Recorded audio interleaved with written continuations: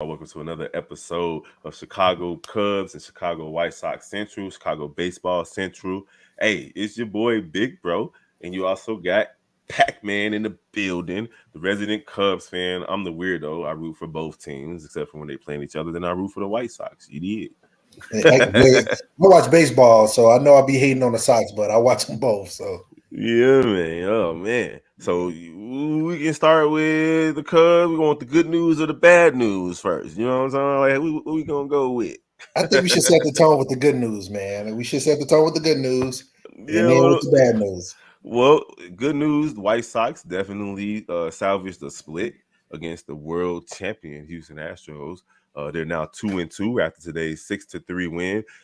Kind of feels like they could be at least 3-1 based on those last two games. They had their opportunities to be. They lost late games, but we're not gonna dwell on that. But today the White Sox got a much needed win. I know it's early in the season, but it got to feel good to at least walk away even with the World Champions. What you think, Pac-Man?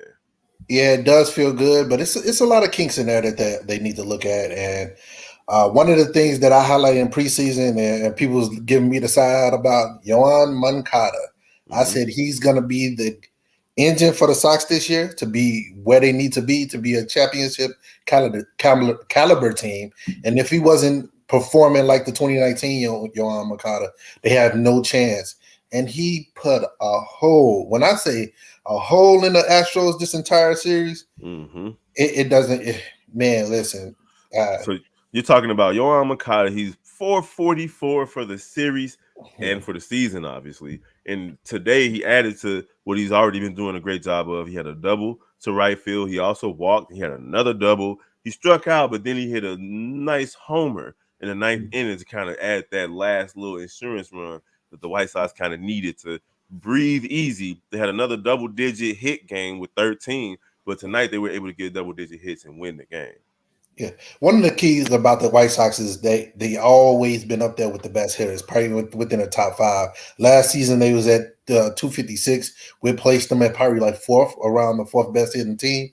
But batting average don't tell an entire story. One of the bugaboos is driving in runs when it mattered, or when you want to pile on teams. And on one thing I was pointing out, in this series, the 4 games they 0 for 5 with the bases loaded. They can't live and die on the power game. We saw that happen to the Cubs a couple of years ago when they couldn't drive in the runs with the bases loaded or drive in with the runners on third base. They was trying to like really drive them in with home runs or deep shot doubles. I think they need to prioritize contact a little bit more.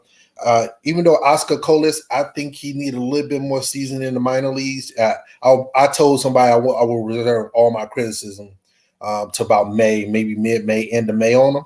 That's when May, June was when you really get a good idea on players.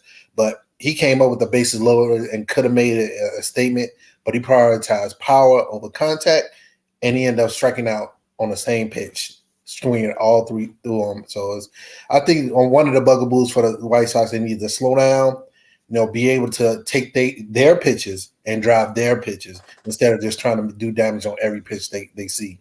I agree with you. And right before that, Tim Anderson did the same thing. He struck out by trying to go for the big shot instead of, taking care of business. So Exactly. Well, um, for Tim or Anderson, was that Luis Robert? Was it Robert that struck out in that that was right. bases loaded? So because Anderson got on base. Yes, Robinson was the one who struck out when he could have been trying to just get contact. And he can take notes from Velasquez from the other side because, oh boy, he was hitting home runs, he was hitting doubles, he was hitting balls off the wall. Whatever he could do to get on base when runners were in scoring position, he was doing it. So Luis exactly. Robert could take some notes from my guy. Yeah, you're exactly right about that. But I like his approach. Today's game is pretty much like he was playing himself. He was actually going out there and just hey, I'm going to be aggressive on the ball. You see, he hit a double and also got a home run himself. He did strike out in key moments and everything like that. But you kind of seeing different versions of him at bat where he can actually go up there and put together a really good approach and help this team. And then sometimes you're a detriment for where you placed in the batting order.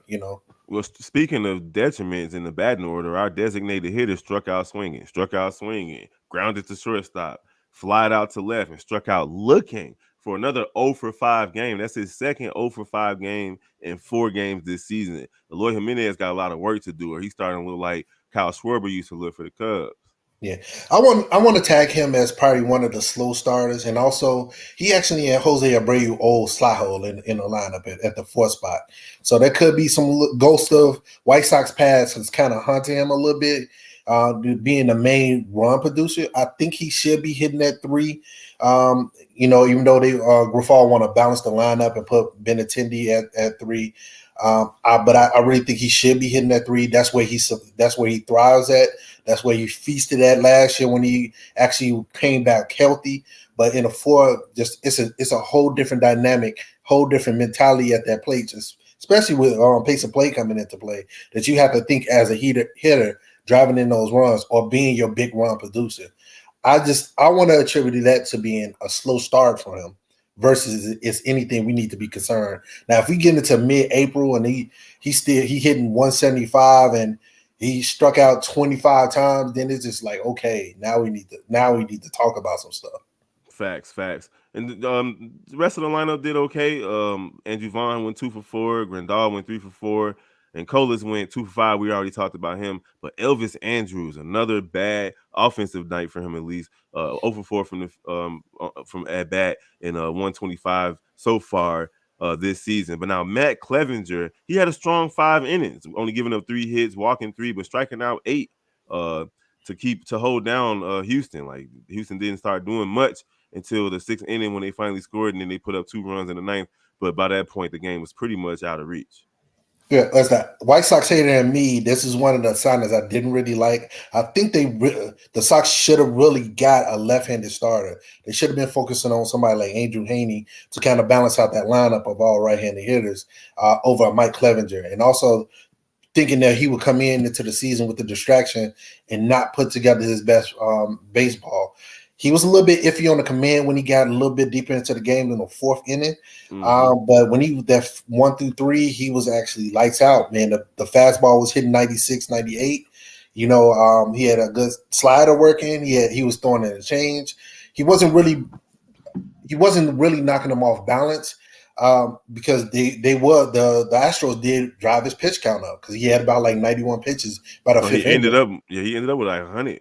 Yeah, and you don't want a pitcher like going through 5 innings, laboring through there, because that means they find off a lot of tough pitches. You biting too much of the zone with your pitches, but right now in the pace of play, you cannot pretty much expand the zone like you want to. You got to attack, because the batter's already in a box set up.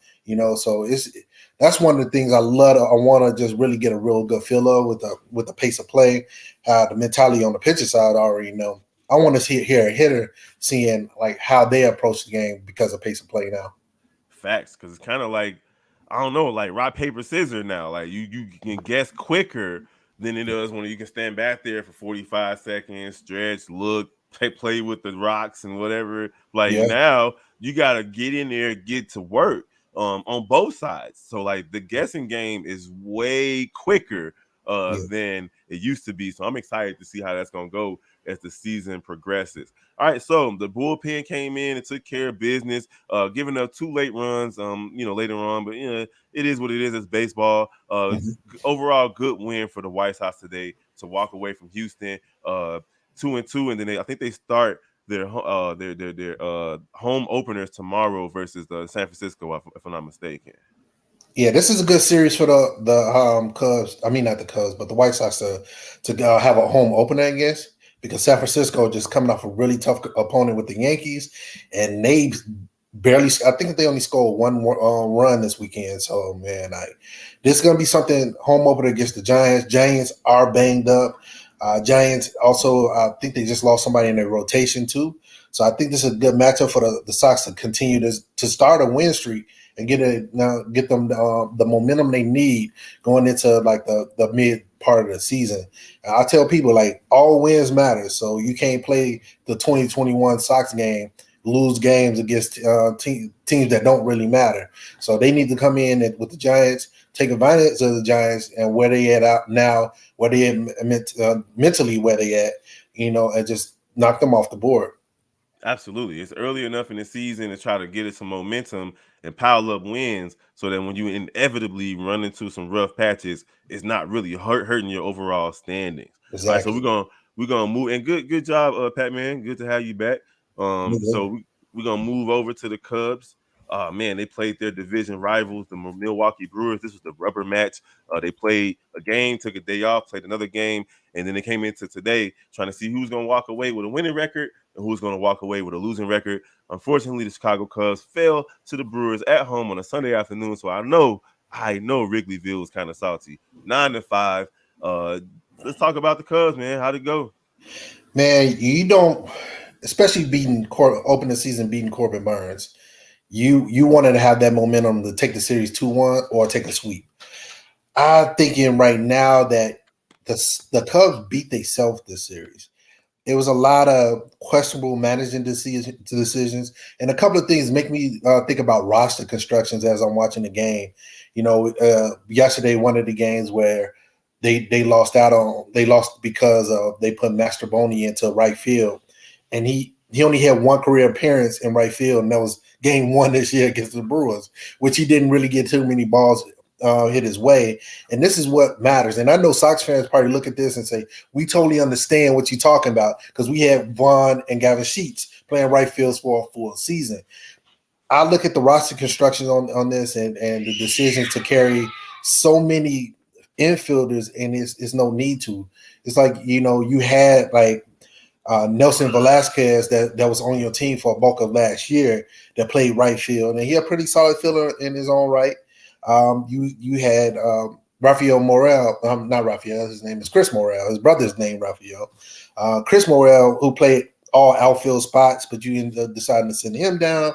And then you had Ben DeLuzo, who's a defensive specialist. A guy that you'll love to have as a fifth outfielder, if for his defense, because he can play all over the field and play great defense. But you decide to bring up a utility player that never played outfield. He only Mm-hmm. played first, second, shortstop, and third base. It's not like he was down there. He logged 200 innings in right field in AAA. He never played that position before, and you utilizing him just to keep Madrigal on your roster, him as a super utility, and then you also want Edwin Rios, who's a first and a third baseman. That's too many infielders that you need. You need a fourth outfielder, and honestly, the Cubs. I'm keep saying thinking about the White Sox and No, I Cubs. get it. Yeah. It's honestly, it says that the Cubs have only two outfielders on their roster right now because it looked like they just stripped Mancini of not even playing outfield, and he a career outfielder. Okay. So, to today's game, it looked like the Cubs were competing through the fifth inning. It was only 3-2. Of course, I was doing double duty, quadruple duty, watching the White Sox, the Cubs, the NCAA Women's Championship, and the Bulls game. I And was too. That's my awesome. me and the guys do the Shot Bulls podcast and do the live calls, and I'm thinking about doing the Chicago White Sox live call tomorrow. Um, for their season opener, for their home opener. But it was 3-2 going into the sixth inning, and then the Milwaukee exploded for 5 runs. And Swanson, he got another hit today. Horner, even though I know he started slow, he got 2 hits today. Wisdom with a huge two home runs, but they were both solo home runs, so like that's tough. And then Tylen, is that how you say his name, or Tyone? Talon. Yeah, Talon. So Talon, he had a decent outing, but didn't strike out much, didn't walk much, just tried to control the game, but gave up 3 runs and 7 hits. And then you had Merriweather come in and just give up 5 hits and 5 runs, walk 2, in his ERA is early this season, but it's 67.5. The one takeaway that I can say about this game, besides Swanson continuing his hot streak and at least getting a hit and keeping his hit streak going, is that the Cubs were able to eke out 9 runs. So that's telling. At least they can put the offense together. And most times when you score 9 runs, you're going to win the game. The way they scored 5 runs. They Uh, yeah, my and bad, Brewers my bad. scored. Five, my bad. 5 runs. Yeah. They lost 9-5, but they scored 5 runs, and that's not bad. They had 9 hits, they had an error, but they scored 5 runs. So shout out to the Cubs for being able to put runs on the board. But it looked like the Brewers just took off in them in the sixth inning. Yeah, they actually did. One of the biggest things is Bryce Terang had our number today. You know, he had the big two doubles on talent. He got the walk. Then Gary Mitchell, who had our number all weekend, hit the triple. And the triple happens because Patrick Wisdom, a third baseman who was playing right field, was out of position. Like, you know, you was shifted. I don't even know what was the defensive alignment you was told, but you shifted too far to center field, and you exposed so much of this right field corner.